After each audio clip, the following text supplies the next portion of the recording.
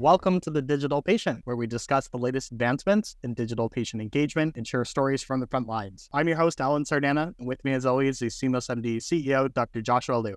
Today, we're joined by our very special guest, Dr. Evie Cunningham. Dr. Cunningham is Chief of Virtual Care and Digital Health at Providence, where she leads the Providence telehealth and virtual care teams for 8 enterprise service lines, virtual care project management, technology, and implementation services. She also leads digital health incubations, clinical technology product development, the clinical digital content team, and clinical technology strategic partnership strategy in collaboration with the Providence corporate development team. Dr. Cunningham is also board certified in obstetrics and gynecology and continues active clinical practice. Dr. Cunningham, Evie, welcome to the show. Hi, thank you so much for having me. I'm really excited to be here. It is so great to have you on the show today. You've had one of the most diverse careers I've ever seen, from practicing and leading OBGYN to your current role as Chief of Virtual Care. To start the conversation, though, I want to go way back. What got you into medicine in the first place? Well, thanks, Alan. And I just want to point out that I do still practice a little bit. Actually, I still identify myself as a physician first before everything, because it really is such a deeply ingrained part of my identity. But yeah, why did I go into medicine? Well, my mom became a lawyer. My grandmother was a lawyer and then a judge. And my aunt was a lawyer and then a judge. And when I went to my mom and said I wanted to become a lawyer, she was like, "Can you please find something else to do?" But realistically, I didn't know that I wanted to become a doctor. I wasn't one of those people that was like born wanting to become a doctor. But when I went to undergrad, I did major in chemistry and had a minor in biology, and I got really involved in science. And during my freshman, sophomore year of college, I read this book called Women's Bodies, Women's Wisdom by Christiane Northrup, who is an OBGYN physician. And I just absolutely fell in love with women's health. And she brought the science together with this holistic view of women's health, integrating the emotional, spiritual, and behavioral aspects of health with the clinical and scientific aspects. And I knew after I read that book that I was going to become an OBGYN. And that's really what I did. That's what I thought I would. I thought I was going to be like Christiane Northrup, 20 years later, writing my next version of her book. But here I am doing something completely different today. No, that's so cool. And you still could write a book and it would be completely warranted for digital health. So during COVID, you got really involved with strategic partnerships and technology side of healthcare. And so what's kind of the story? How did you go from OBGYN into technology? What was your foray there? Well, I didn't go straight from being an OBGYN into technology. And what happened was I got involved in clinical leadership. So, it started out, I was doing full clinical practice and I was in my previous organization, which was Common Spirit at the time. And, I got invited to be on the committee and then, hey, do you want to be a medical director? And then, push came to shove, I was leading a very large portion of the large multi-specialty medical group there. I was chairing their executive compensation committee. I was leading patient experience for the enterprise. And Providence came calling and invited me to interview for a chief medical officer role over one of their medical groups. So I went ahead and did that, and I became the chief medical officer of about 350 provider group, 25 specialties, 5 GME programs. So it was a large multi-specialty group in the Olympia, Southwest Washington market. And I've always been a huge advocate of care transformation. So if you look at my whole history, like from when I was even at Common Spirit, I was always pushing the envelope on trying to get us to practice differently. Like we launched midwifery practices in 5 different hospitals while I was leading the women's team there. We expanded our robotic surgery program. We were always trying to kind of push the envelope and evolve. And maybe it wasn't necessarily technology, but it was care transformation. And so when I went to be the chief medical officer of the medical group, the same type of thing would happen. We were seen as a very innovative medical group. And I was very bullish on virtual care. I think we had the only pilot in ambulatory care for virtual visits when COVID hit in 2020. It wasn't happening very broadly across the system. And I was like, this is the future, even though at that time people thought I was crazy. And so when COVID hit, what I found was Providence is seen as a very innovative company. We have partnerships with all these technology organizations, especially like Microsoft, which had been recently announced at that time. And I was representing this large cohort of physicians and providers who were so frustrated. I mean, they were just so incredibly frustrated with care delivery, with the experience. So all this great thoughts about technology was not trickling down to what really needed to be fixed at the point of care. and their voice wasn't being heard. It was because there wasn't really anybody with that practical operations experience representing the technology strategy at the time. Like, it was very siloed. And so I knew there was a huge opportunity with technology to make it better and ease the way. And I wanted to represent that. I knew enough to say, I know that there's a there. We just need to have the right stakeholders and the right focus on developing the right solutions. So I kind of hustled my way in. I met my current boss. His name's Rashid. And he came from Microsoft. And so what we had found was we had brought in a lot of these executives from tech. And it was they're going to come in and they're going to fix us. And it doesn't exactly work that way. But he came in and he came from tech and he gave me an audience and he listened to me. And he was like, okay, let's see what you can do. Let's bring you in and integrate you with some of my teams. Let's have you give them advisory support. And so I started doing that while I was still the chief medical officer and incubating MedPearl, which I know we'll talk about soon. And after about 6 to 9 months of doing that, he offered me a full-time job. I became the chief medical officer of the corporate development team, essentially. The role didn't exist. I basically had to create my own job description, and there was a lot of ambiguity and make it up as I go. But I rolled up my sleeves and I'm I'm going to learn everything I can about technology. I was sometimes writing down words when I was sitting in meetings because I'm I don't know what an ETL is, or there were just things that I didn't know because I didn't come from that background. But I learned it on the job and really leaned in, and here we are today. And I would say technology is a huge part of my role, but my clinical operations experience and my clinical expertise is extremely valuable in me being able to translate that with both leadership and with my constituents. What I love about your story there was that you didn't wait to be asked to do something. So, some folks might say, well, I have to be tapped on the shoulder first before I could get my hands dirty in this technology, or I would have to be given the title first before I had the right to get involved. But you said, hey, I see some problems here. I'm just going to roll up my sleeves and just do stuff.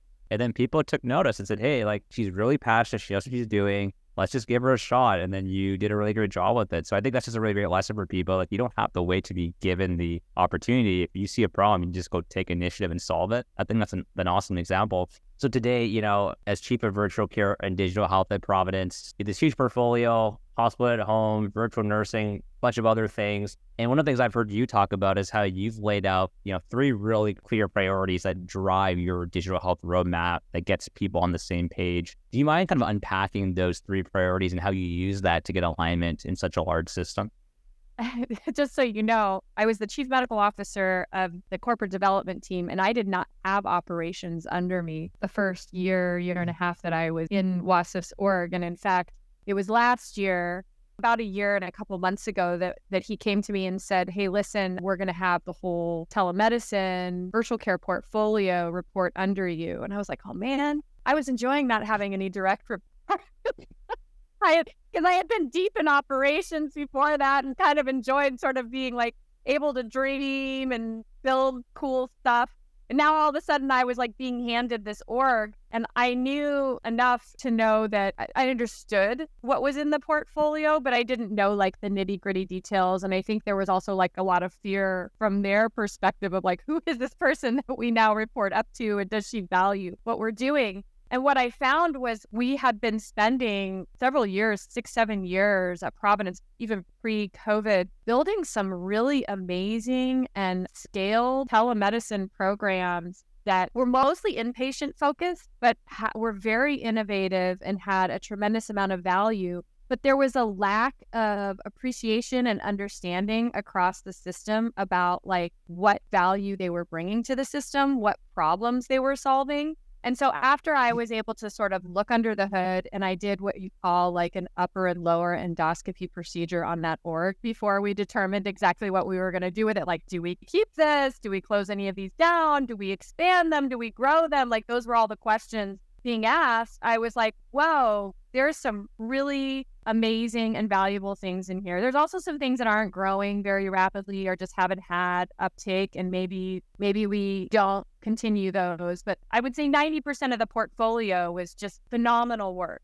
And I needed to be able to translate back to the finance folks speaking their love language, the ops folks, the clinical folks speaking their love language of like, what are we solving with these programs? And then how are we going to prioritize what we build going into the future? Because there had been a lot of like what I would call skunk works, which were like little innovations where they were trying things out, but they never got a lot of volume. And it's like, we don't have time for that. Like, really, we don't. Our team is going to go for scale and impact, and we're going to measure that impact. And so what we did was problem identification. Like, what are the biggest challenges facing the health system today? In some cases, I would say large, big health systems, we're facing existential crises to some extent. The finances for many of the health systems across the U.S., especially nonprofit, are not going in the right direction.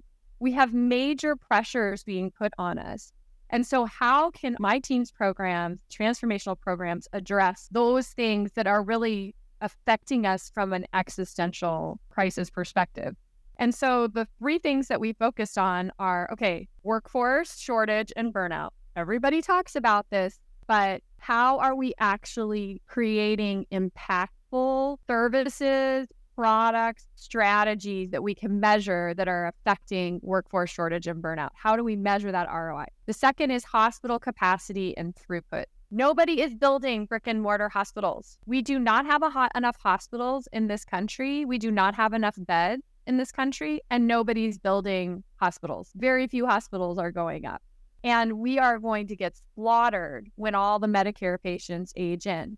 And so how do we come up with digital, virtual ways beyond the four walls of the hospital to create capacity?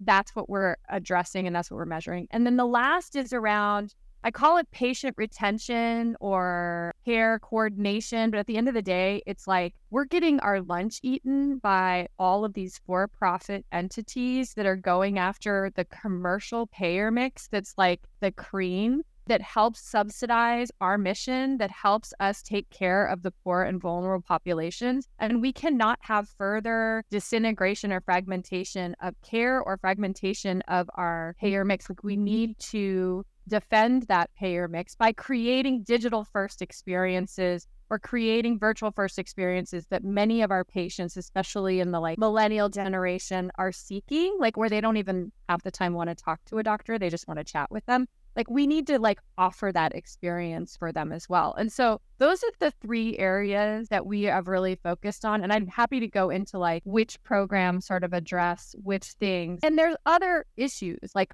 you need to transition to value-based care. There's obviously quality, which is like, we're measuring that no matter what.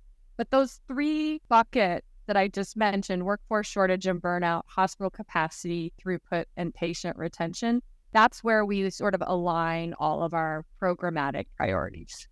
I love that. Well, maybe a good segue is, I know one of your key initiatives that I'm guessing relate to capacity and throughput has been this RPM, remote monitoring program you've led for chronic care in pop health. And I think one of the unique things we've heard about that story is, some organizations I think are just leveraging a pure tech platform and having their own staff do all of the monitoring and care support. But I believe with the startup you've partnered with, you've leveraged both your tech, but also I think a remote nursing team to kind of act as an extension of your own in-house clinical team. What spawned that unique approach, and what are the big things you learned from that experience? Yeah, and it's not just nursing. It's providers, pharmacists, behaviorists. It's a whole care team that is an extension of our team. From my perspective, the technology when it comes to remote patient monitoring is not the issue. There's so many remote patient monitoring vendors out there. There's so many little gadgets and doodads and things that people can bring home. You can even I'm very motivated by my Apple Watch that I recently had to do my steps to motivate people's behaviors. It's not the technology that's the issue. It's the people. We don't have our clinicians, and this goes back to that first thing, that workforce shortage and burnout. If I go to my primary care docs and I'm like, oh my God, this is so great. There's this platform that can do remote monitoring, and you can send the patient home with the blood pressure cuff, and then they can measure their blood pressure like 3 times a day. And like, the eyes of the primary care doc and the nurse who's sitting next to that person is going, oh my God, who's going to take in all that information? Who's going to process all that information? Who's going to respond to that information? They can't even respond to the number of inbox messages they're getting today. The last thing they want is more data that they have to ingest. And yes, it's a better way of being able to know what's going on with your patient, but we don't have the staff to be able to support that. And so when this vendor came to us and said, we will extend your care team, and oh, by the way, we can do it in such a way that we will be thoughtful about the way we bill. We will be thoughtful about the way we organize the services, the type of devices so that it's economical. Because that's the other thing is we couldn't go with a company that then we lose money on because we don't have a lot of value-based care contracts. We have mostly fee for service. So they were able to come to us. They put skin in the game. We put skin in the game, and they extend our care team and they help us co-manage these patients. And it's turned out to be a really great partnership. We're starting to scale them and expand in other parts of the health system. We were waiting for the electronic health record integration before we did that, because that is super critical if you want to scale, is that you have that EHR integration from a workflow perspective. But there's a lot of interest. Providence is a beast. I mean, we're 7-state footprint, 8 states if you count Idaho, where we do have some programmatic support, especially in our telemedicine programs, 10,000 providers, over 4 million patients. We have our own health plan. We're very heterogeneous. So I will say that my guess is that they will be one of maybe 2 or 3 platforms that we do this with, because they probably won't be what every single location in the entire system wants. But I would say that they're going to be one of the predominant solutions because of the ease with which you're able to stand up the program and support the clinicians. And the clinicians see the value because they're like, wow, they're catching things I wouldn't have otherwise caught. They're putting my patient in guideline-directed medical therapy for CHF when I never would have otherwise been able to tinker with them. And go back to my roots and go back to why I thought this would work and this would be okay. In 2011, when I was working as an OBGYN, taking full OB call, 24 hours, sometimes 56 hours on the crazy weekends where we would have to cover a Friday, Saturday, Sunday. And I was a new mom, husband was a surgeon, trying to balance everything. The hospital came in and said, hey, we have this program we want to bring in called OB Hospitalist Group. And basically what they did was they brought in a team of OBGYNs that staffed the labor and delivery unit 24/7, did triage, sometimes could labor your patients. So then you didn't always have to do the laboring all day long and just come in and do the delivery. Or they could sometimes do the delivery if you had a recital for your kid or we're on vacation, they could do the delivery for you. And they basically acted as an extension of us. And that's how we presented them to the patients. I said, I might not be at your delivery. We have this other group that's an extension of your team. And when they were first introduced, everybody threw tomatoes at them and said, there's no way we're going to do that. And our patients will revolt. And guess what? It was the most popular program once we launched and expanded to 3 other hospitals. And so the concept of partnering with other entities to extend your capacity and extend your care team, it's not just a technology thing. It's part of care transformation. And at the end of the day, we provided safer care by having that model. We had an in-house 24/7 OBGYN who could respond very quickly, and our quality improved. And I can guarantee that I think we're going to see the exact same thing happening with Cadence. The other thing I will say about Cadence that we haven't completed yet in our final analysis, but we've done a whole evaluation of being able to put people in better blood pressure control, guideline-directed medical therapy, better diabetes control. But we're also measuring the impact on total cost of care and readmission. And their initial partners have shown that they've reduced readmissions for the initial cohorts of patients that they've had, which goes back to capacity in the hospital, right? You can reduce readmissions, you're reducing the volume of unnecessary patients that need to go to the hospital, and you're backfilling with patients who really need to go. I love that. And I think to your point, it sounds like we're seeing a cultural shift where maybe decades ago, there was this very sacred one physician, one patient relationship. No one else is really that involved.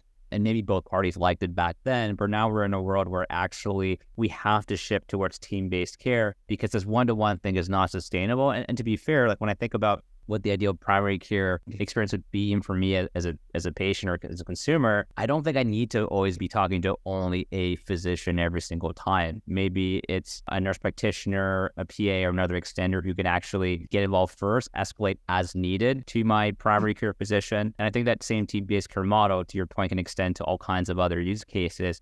It might take a little bit more time to get both patients and providers comfortable with this shift, but it sounds like from a workforce point of view, it's almost inevitable. We don't really have a choice. We have to build out what it means to do team-based care. And we've had a long history of it in women's health because of midwifery practice. So I grew up being trained in my intern year by midwives and like learning the stratification of care and how you kind of separate out. And I do the surgical things and it's a little bit harder to kind of parse that out in primary care, but there's no reason that you can't evaluate and adopt some of the principles that you find in many other specialties that have these team-based care models and apply that to any other specialty, including primary care.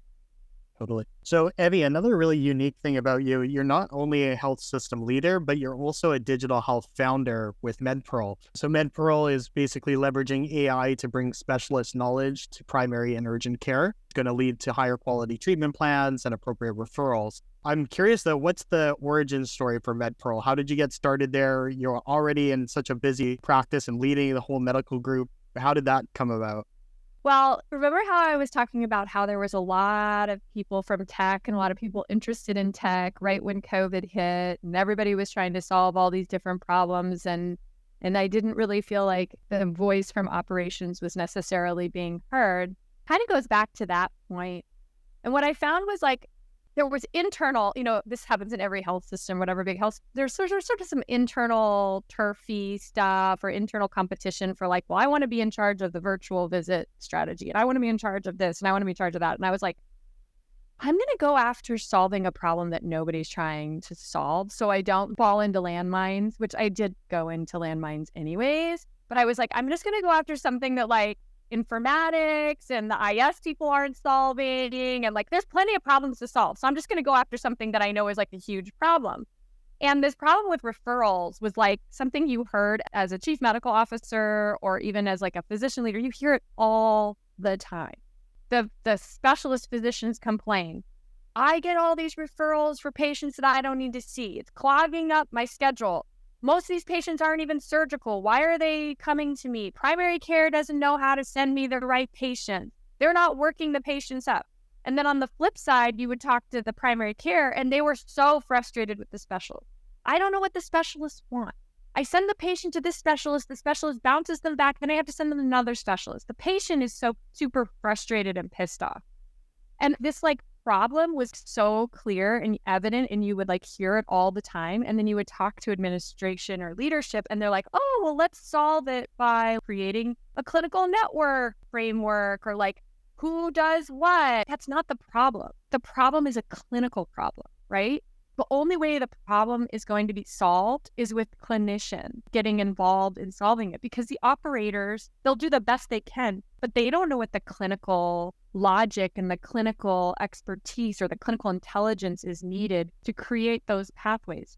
And so I had a couple peers and colleagues that we were super passionate about this problem. And we had a meeting with Microsoft because we just had our partnership with Microsoft.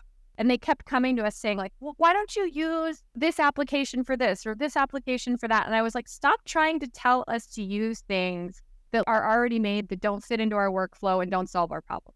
And they're like, well, tell us about what your problems are. And so I brought like this team of like doctors that were like primary care and specialists. And I was just like vomit all over these poor Microsoft people, like, and tell them about the referral problem. And they just went on and on and on. And these Microsoft people were like, oh my gosh, wow, let us come back with some ideas. So they came back with a couple ideas of how to solve the problem. But what they suggested was to do the chatbot, which all of us were like, at that time, this was like 2020. We were like, oh my God, a chatbot, like how cool could that be, right? And so they kind of gave us like the idea of thinking differently about how you deliver information to the point of care. Now, the EMR is not clinically intelligent. This is what people always say, well, why isn't this in the EMR? The EMR does not have knowledge inside of it. The EMR is like this massive 200-door filing cabinet where all these different files are put away, and then you have to pull all the files out and organize them so that they make sense to you as a clinician. They don't organize it for you around clinical context. So we knew that 50% of referrals that were going to specialists had opportunities for improvement, meaning the patient went to the wrong specialist or the wrong specialty or the wrong level of urgency. The patient didn't need to see the specialist at all, like 20 or 30% of the time, they just didn't even need to see the specialist. But the primary care doc didn't have the right information to really manage that patient right in the moment.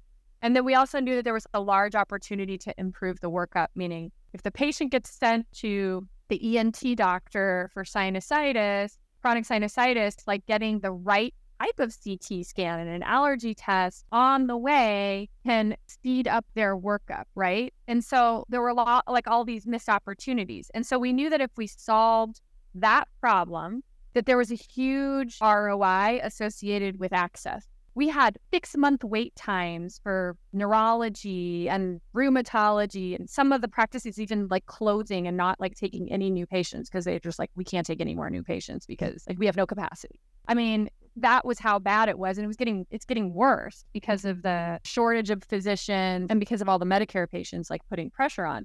So we're like, well, if we can solve that care transition problem between primary care and specialty care, we could open up a lot of access. And like, we need to make sure that we do it in a way that is supportive to primary care and doesn't feel like it's disciplinary or creating hard stops or frustrating. So after the concept of the chatbot came to life, we decided to take that and separately work with Tegria, which is our technology and solutions company that's an adjunct of Providence, and partner with them to design a solution around the end users and then build it out with an engineering team. So I did build my own bot myself and piloted it and stuff like that. But then once I got the support from doing that, then we actually got like funding to get a team to build it out. And so that's how MedPearl was born. We have leveraged almost like what I would say like a hive of 10,000 clinicians from every specialty you can imagine across Providence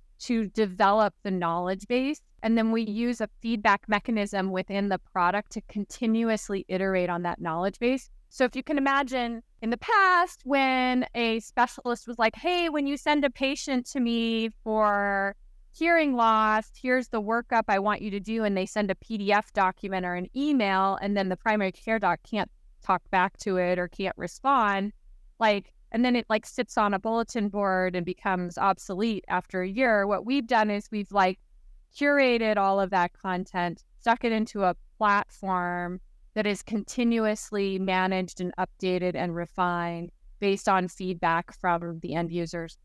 We then launched something we called contextualization in August of this year, which not only surfaces the knowledge, but it also surfaces the relevant patient data in the context of that, which is pretty next gen because right now, if I'm a clinician and I want to go look something up, like I have to look up some information, be like, what do I do with this patient that I think might have secondary hypertension or whatever? What's the workup?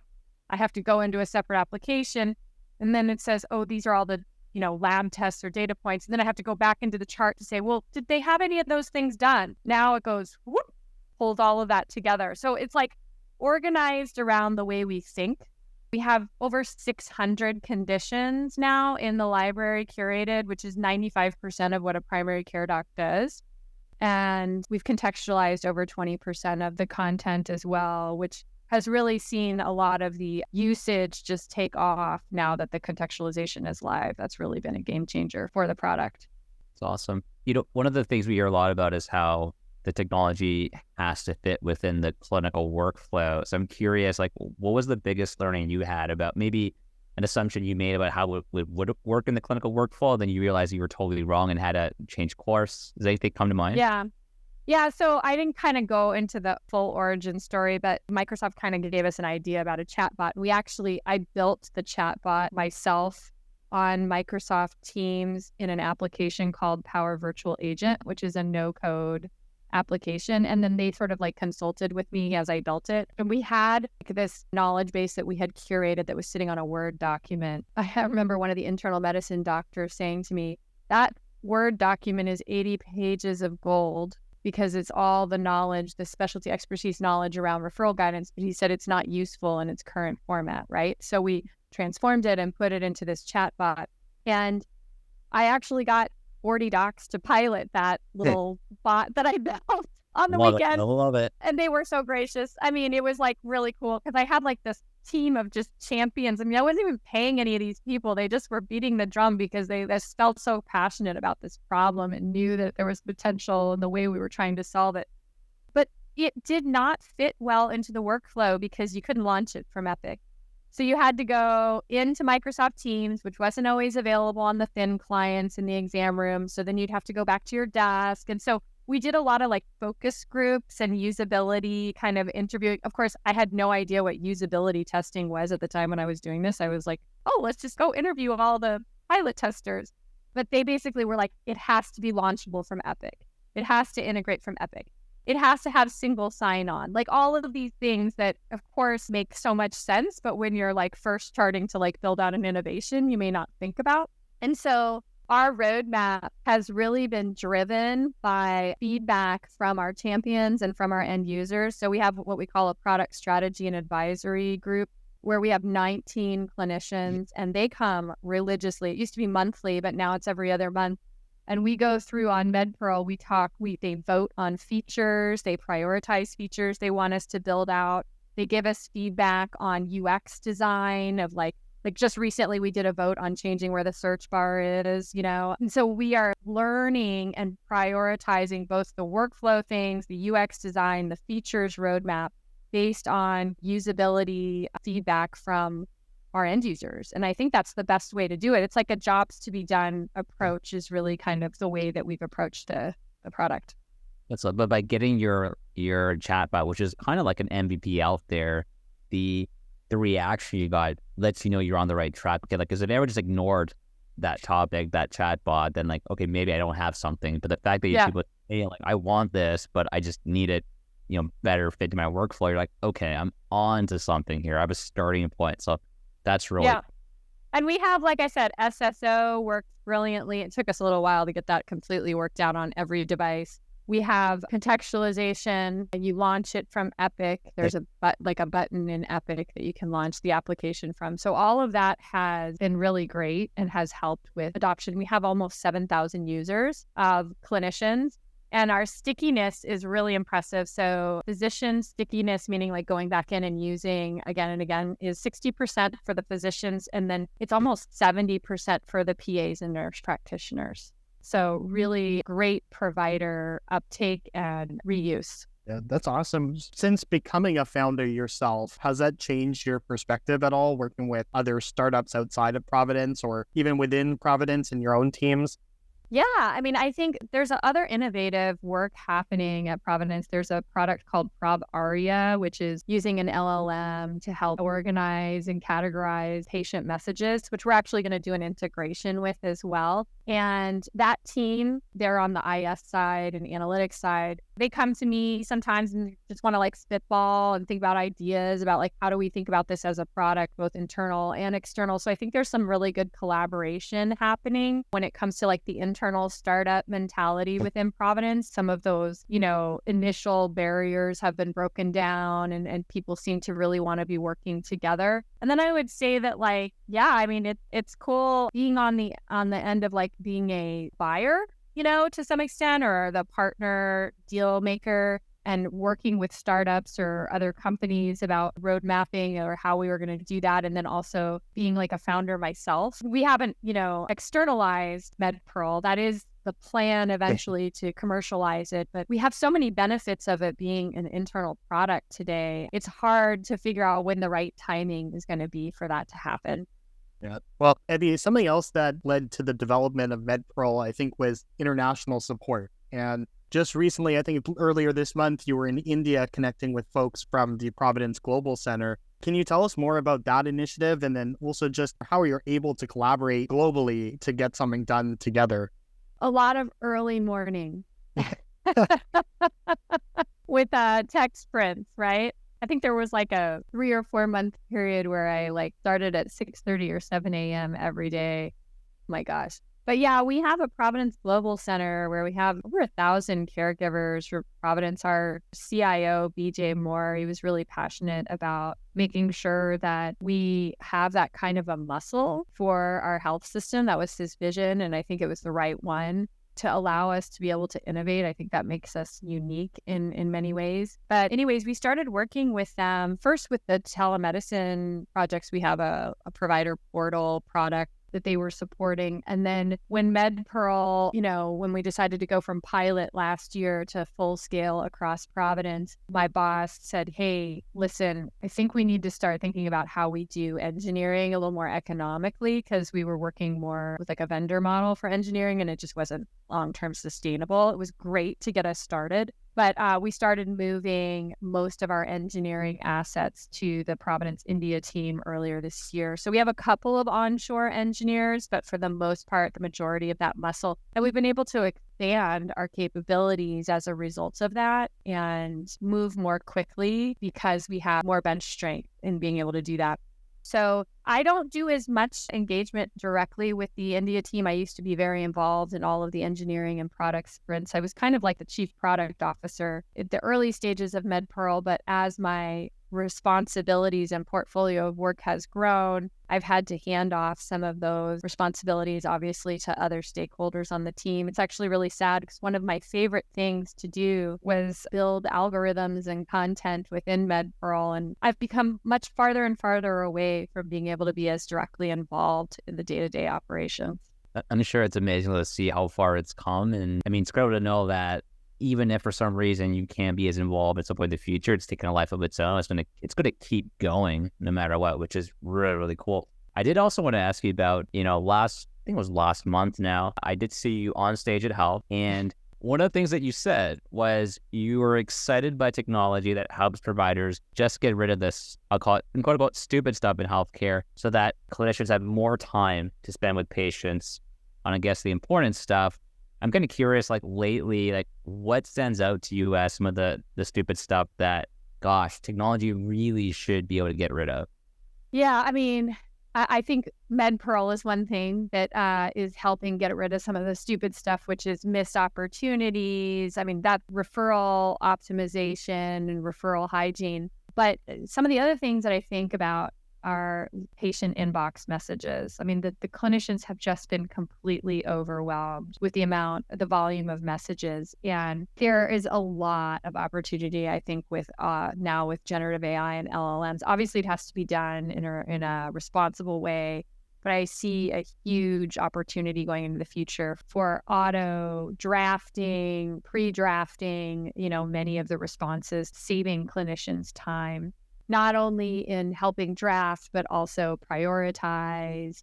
One of the things I remember a couple of years ago, a year and a half ago, I remember the clinicians saying, when we were talking about the inbox, they're like, I get this like dump and I have to go one by one by one, but the message number 17 might be like an emergency and I might not get to it till later in the day. Is there at least a way that we could prioritize? And at the time, the EMR vendor we were working with was like, no, that's not really on the roadmap soon. Well, I think it is now. I mean, I think it is going to be something. I think it is something they're already like experimenting with, because I mean, that's not only a quality of care issue, but it's a provider. Like that's one of the things that drives burnout. So those types of things.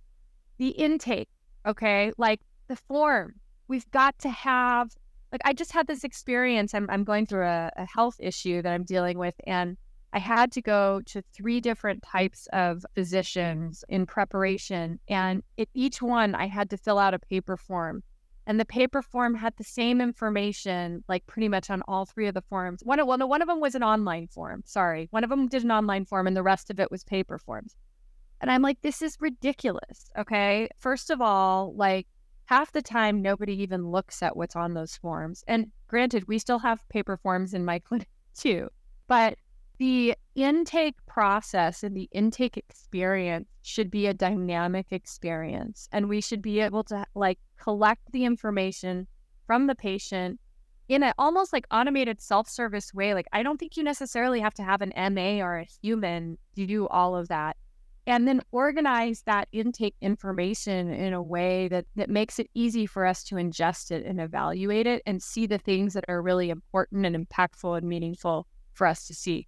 Another example is like, if I see a patient now and they have changed like 6 of their medications, like they stopped taking their fish oil gummies and their toenail fungus cream, and like, it's like 3 clicks or something for each one of these. So if there's 6 of them, it's like 18 clicks. And I'm like, oh my God, I'm an OBGYN. I don't care about your toenail fungus or your fish oil gummies. Like, to some extent, like, can we make this easier for people? Like, I should not have to click 18 times. So it's stupid stuff like that, where the EMRs were not designed in the way the MedPearl was designed. It wasn't designed around UX and user experience. One of the other things I think has huge promise, and I know it has a long way to go, and you did a post about it just this last week, Josh, and on LinkedIn, is about ambient. I mean, there's no question that ambient needs to mature, but I see huge promise. Like, maybe I can just automatically voice say, like, I accept all of these medication changes instead of 18 clicks, right? Like, wouldn't that be amazing? And the technology is there. We just need to like program it in the right way. So, and prioritize it as the right work to do. I think you're right. I think voice is going to have a huge impact on just streamlining so many workflows. I mean, you can just even be on the go while talking and those actions taken. What's funny is that when you talked about being able to prioritize the inbox, I was even thinking like, wait, even in my own personal email inbox, I don't think I have like prioritization yet for some reason. I know that does exist, doesn't it? I don't know. But it you're does. right. There's a new product, and I don't want to sound like a Microsoft advertisement here, but Microsoft just released the Microsoft Copilot, and I got early access to it. Though I think if you're like early access to it at Providence, it is the coolest thing ever. Yeah, you should check it out. I'm sure there's other products like that, but they can do that with your inbox, with your meetings, they can take documents and convert it into a PowerPoint for you. Awesome. It's going to be pretty game changing. I can't wait for Copilot to write all my emails and then eventually take all my meetings for me. Right. That's amazing. That's exciting. Well, Evie, just being mindful of your time, we could probably talk to you for another like 3 hours on all this stuff, but we do want to be mindful. So let's flip over to the Fast 5 lightning round. 5 quick questions to get to know you better. The first question that we have is, what is your favorite book or book you've gifted the most? My favorite book right now is this book called Cutting for Stone by Abraham Verghese. And actually, I really like all of his books. He is just so eloquent, and it's such a beautiful story. And it kind of goes back to the fact that like I am really a surgeon at heart. You know, I talk about all these other things that I'm involved in and doing, but like it's a story, it takes place starting in Africa and ends up in the United States. But just, I love period pieces. I love like historical biographies that are fictional even sometimes. And so I love character development. I just really think that he does a beautiful job of describing what it's like to practice medicine during that time, in that place, with really amazing characters. Wow. Awesome. Question 2, who is a person, either dead or alive, you'd love to meet? So it needs to be more than meeting, okay? Because I've met plenty of famous people. I did my residency in Hollywood. Like, I met all kinds of famous people. They're not usually interested in talking to you or to me, right? So it has to be a conversation or breaking bread or even a friendship. So if I could be friends with somebody, Steve Jobs, by far, if dead, Steve Jobs, his obsession with usability, user experience for his products and services are just unmatched. And I'd love to learn more from him, bounce ideas off of him. He had grit. And he experienced a complete downfall and then just rose up from it. And yeah, I know I heard he was kind of a jerk too, but like, what billionaires aren't? Yeah. And if I could meet somebody that's alive, I'm just going to put a plug in for the fact that I, this summer, became a Swiftie with my 11-year-old daughter. And we would love to meet Taylor Swift. That's awesome. We'll have her on next episode. Listened, so. Yeah. She's an avid listener. That's awesome. Question 3, Evie, is a bit different. Would you rather have super strength, super speed, or the ability to read people's minds?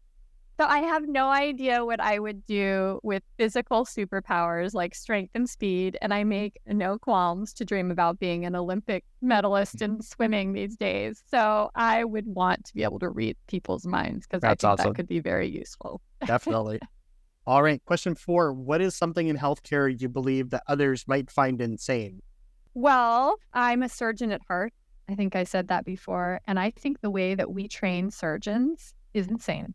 And I think patients would be shocked to know what it is like.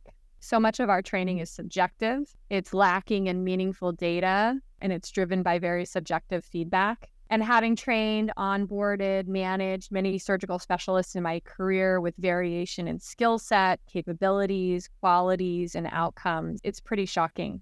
But I think there's a lot of emerging technology, and people don't talk about this at the digital health conferences or the virtual conferences, but I nerd out on it all the time. I think there is going to be a huge transformation in our approach to surgical training, and there's some really cool platforms out there that are doing some very interesting things. And I think there'll be more to come on this, but I believe there's a huge shift that's going to be happening in surgical training in a positive way coming over time. Awesome. Last question that we have, if you could travel back in time to any event or moment, what would it be and why? I had a really hard time with this question because I don't know if you noticed, but like back in time, like things weren't so great for women, right? Like, I don't think I would want to go back when there was like no plumbing or like tampons weren't invented or like, I don't know. I don't know if I could do it, but I'm a little bit of a history buff. I'm also sort of like I watch the news a lot and I'm like paying attention to what's going on in the news. I get anxiety. I think about a lot of the things that are happening in the world. And then I talk to my mom and she'll be like, oh, it's nothing like what happened during the Bay of Pigs or when Nixon resigned or something. And I'm like, well, maybe if I went back in time and like experienced what it was like when all those things were happening, I wouldn't be as freaked out about whether or not Donald Trump will be president of the United States. So I don't know. Yeah. If I was going to go back in time, I'd go back to maybe a crisis moment to experience what it was like and know that the U.S. and the country was able to like overcome and move on. Yeah, no, I love it.